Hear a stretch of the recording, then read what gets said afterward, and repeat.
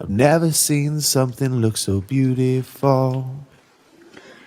Hello everybody, it's Good Marks Goods, and I am here on Christmas Eve evening, the evening of Christmas Eve, and I'm coming at you guys with this month's finds and stuff I want to show you all, and it's gonna be fun. Always bringing in new inventory and trying to learn as much as possible as I can about my subject. And yeah, it's been a good month. I've had a little spike in sales for leading up to the holidays. It's died down a little bit, but in early December I was getting a little bit more than usual. Not obscenely more, but had a little bit of a spike.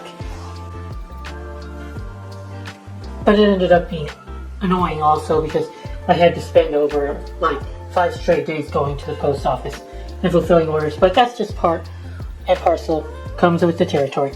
So we've got what looks like, see, I've seen this pattern before, and it's Chippendale, right? Chippendale, and then the marking is a WD and SS Co, and it's in diamonds. Now, this maker, most of what he made is under the Chippendale style. So I found some of his pieces. He does have 2 sets. I can't remember the exact name of this maker, but you could easily look it up. In fact, if I wanted to, what did I say the maker was? Marking is WD. I think the S stands for Smith, but WD Smith. There we are. It's WD Smith. His stuff does sell for a decent amount. People are wanting $80 for a teapot. Possibly might not get that. And then he also has a pattern called Hepplewhite. Okay, this is mostly it right here. See, this is Hepplewhite by WDS Smith, and then this is Chippendale.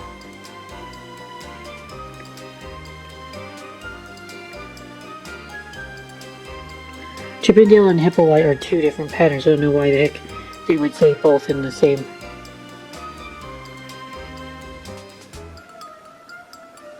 It's either Chippendale or Hepplewhite. They're 2 different patterns. I don't get that.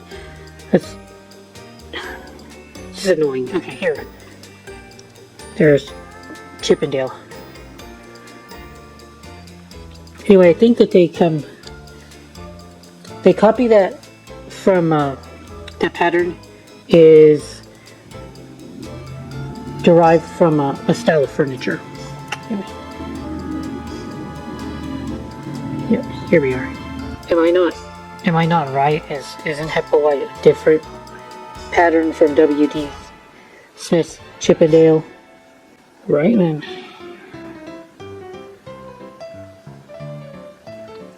Well, regardless, somebody wants $110 for this on eBay. I might get it. I don't know for sure. I might have to sell it at a discount to $110 as well. Now here's what Chippendale, the furniture actually looks like, guys. Find Chippendale furniture. It also goes for quite a bit, quite a pretty penny, but I don't sell, or furniture is not part of the deal with me, but yeah, I do know that it's also a form of furniture. So, oh well, this we got what looks like a mahogany bookcase and desk, sold for $75,000. It's also Chippendale. Alright, well, okay. If you look at WD Smith under replacements.com, they have the pattern Adam, they have the pattern Chippendale, they have the pattern Hepplewhite. Alright, well, now you know a little bit about what W.D. Smith sold. It's a medium value or higher value brand of silver plate. You can find it for cheap. I certainly do suggest that you find some. My tray in particular, though, has some light scratches. It's not the worst scratches ever. They're kind of shallow surface scratches that you might be able to buff out these scratches without impacting all the silver. You might lose some of the silver in the process of buffing out these scratches, but I believe that you would still have some left over. And this is a nice little piece that has a monogram here. I like how the monogram looks. It's not that ugly to me, but I don't even know what the heck they were trying to. What the heck is this monogram even of? Is it the letter J? Is it? It curves down like it's the letter J, but it also has a little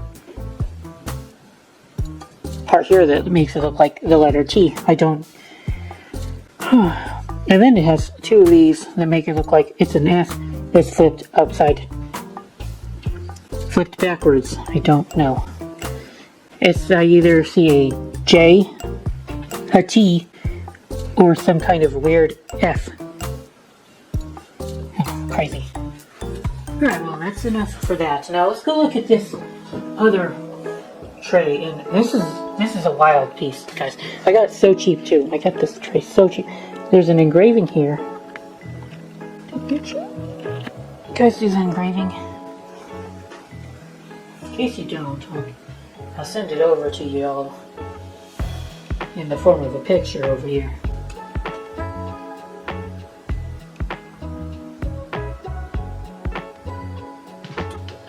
Okay, so we can make out L. Wood from something M. ADW, August 17th, 1863. So they date this piece in 1863. And look at the craftsmanship here.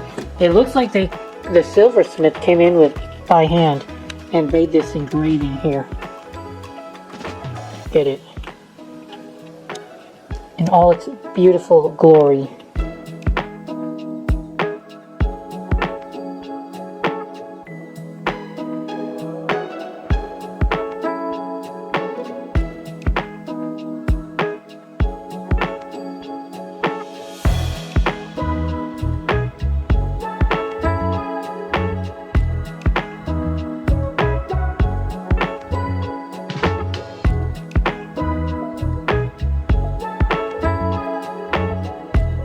Oh, the man hours that would have went into this tray is just incredibly hard to imagine at first glance. Because nowadays you would just think, oh well, it's just a tray. You know, they mass produce these. I don't think that this was mass produced. I think that this was specially made, custom ordered, but by somebody rather wealthy that provided this as a gift to somebody, and they used a silversmith who knew what the heck they were doing. Very beautiful. That's just my feeling on the matter, is that they went and hand chased the piece. God.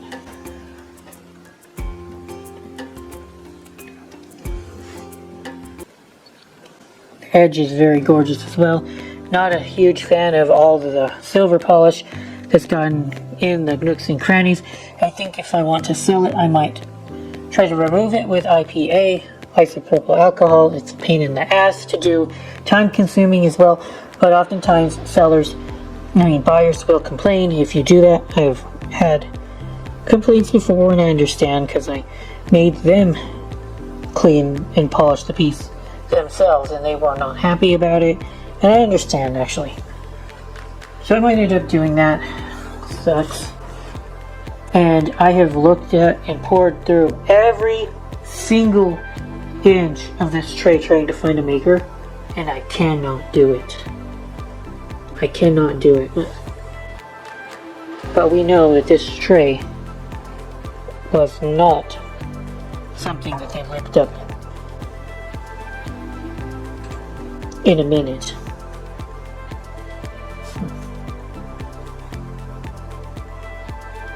Oh man, if only we had a maker's mark. That'd be so crazy. It's just not there, guys. Try as I might. The surface here is so reflective. As for value, I don't know. I don't really know what to make of it, of the value of a tray like this. I don't know quite what to call it either. Given it's 1863, I would imagine that silver plating was rather in its infancy. So this maker made a very beautiful tray at the infancy of silver plating. And that's all I want to say. And I do believe it is electroplated. Because if this was rolled Sheffield plate, I would be very, very, very impressed. But you know what? It could have possibly been started off as rolled plate, and then somebody plated it over once it was wearing out, once the silver was wearing away. And if that's the case, then it's a miracle that we still see the inscription so well. I just don't know, guys. I feel like it would have probably just been an electroplated tray. But it's quite a bit to say about it. A lot to admire.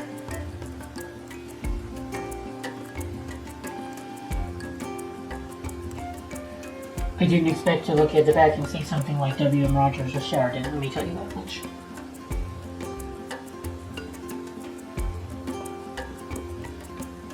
This is a bit more special.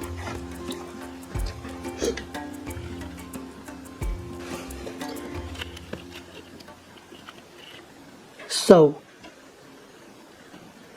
what we're gonna do, guys, is take a Q-tip, dip it into 50% isopropyl alcohol, and just go in and clean the edge and kind of like remove the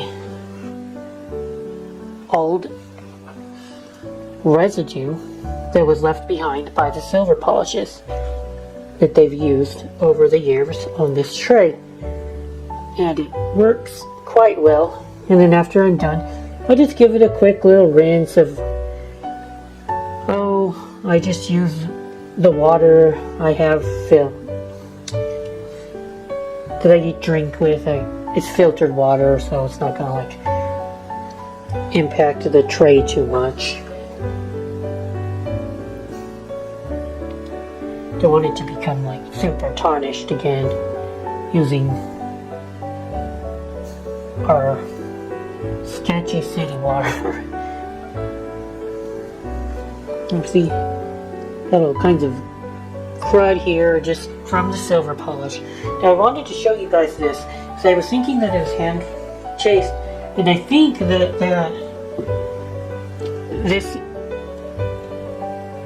the back kind of gives me more evidence of that, because you all can see the lining, the faint outline of the front, and the tray is still a couple inches. So it's like maybe an inch thick. No, the tray's not an inch thick. This is about, I don't know how thick you guys see. Maybe this is maybe an eighth of an inch thick, actually. Still plenty thick for a piece of metal, though. I don't think sheet metal gets anywhere near as thick as that, but Still, the silversmith would have came in with a tool and hit it with enough force as they're chasing this piece in order to give us the ghost of the impression on the back. That's what I think. If I'm completely wrong, and you guys, some of my viewers have more knowledge about silversmithing than I do, and I'm still fairly new to this hobby and interest, please do leave a comment and correct me, because I do appreciate that a lot. And we'll just keep working it with the silver. Working off the silver polish. It's gonna take a little while, but it shouldn't take forever. Here we have ourselves a little pear-point teapot, and it shows a lot of age and a bit of wear on the piece. It is a quadruple plate. Yep, it is a quadruple plated piece. You guys should know that quadruple shows that it's a little bit older. Look at that floral design here. I would consider this to be Art Nouveau. Art Nouveau. Somebody correct me, because I don't know how they pronounce that. I always say Art Nouveau, but it doesn't seem like that's how you pronounce it, but whatever. Very pretty. I'm asking for $48 for this teapot. It might sell, it might not, I don't know. Quite a pretty piece though. It's a little rough. Or else I'd ask for more. If it had the accompanying pieces with it and it was a full set, I'd also ask for more, but I think 48, maybe I'll go down to 35 if that's what I have to do to sell it. It's very pleasant though. I like it. Like it a lot. Got myself a very, very beautiful and rare picture in the Tropical pattern. Tropical International Silver Company. You can see this pattern a lot in these little trays actually. If you find the Tropical pattern, it's usually in the form of these little coin dish trays. There's a bigger one that looks like a banana leaf as well. Those are very common and not very valuable, but something like a pitcher, and I also have a margarita pitcher that is cool too, but that one has damaged plating. This also has a bit of damaged plating here. I don't know what quite to make of this, because it's not right here, these little ugly marks here. I tried to do everything to get rid of them, and I don't know what the heck they are, because they don't seem to be the lost plating. I guess it's lost plating. It's definitely not tarnish, and feeling it feels smooth. Too smooth to be damaged plating. Anyway, I guess we are looking at damaged plating and looking at base metal. It's unfortunate that it looks so ugly, but oh well. Just polished it up as nice as I could. It came in very tarnished. Now it looks presentable, I guess. And you don't see that damage.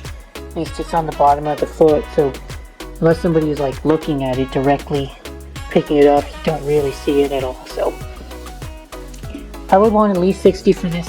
Oh, and it's in a mid-century modern style. They consider this pattern to be mid-century modern. Kind of see how the form can become slender and more modern looking. I guess is what I'm trying to say.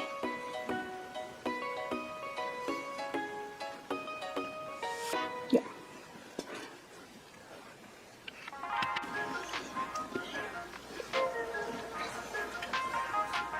Take a quick little gander at this. These are some cute little bright cut teapots. Very, very tarnished. I'm gonna leave it alone though, I guess. Looks pleasant, the tarnishing. Again, quadruple plated. And it looks like we've got, our name is Rockford again. Rockford Silver Company. Nice to find more Rockford. I really like this company. and somebody lost the hinge and annoyingly put a nail in the hinge, and it's still sticking out, the point I mean. You could easily hurt yourself if you didn't know that was there and just picked it up all willy-nilly. Kind of a stupid thing to do, but oh well. No, Christmas is cancelled. Oh well. You guys see this floral bright cut pattern here? You don't see a lot of this. The neck of the teapot has a lot of decoration here. Here, that's kind of an unusual design choice. Don't really do that very much in teapots. Yep, we got what appears to be copper as a base metal here. It is marked quadruple plated, like the other teapot that I showed you guys earlier that was made by Pearpoint, the Art Nouveau piece. And quadruple plated to me is kind of a meaningless marking, because it appears that quadruple plated pieces, the thickness was not that great.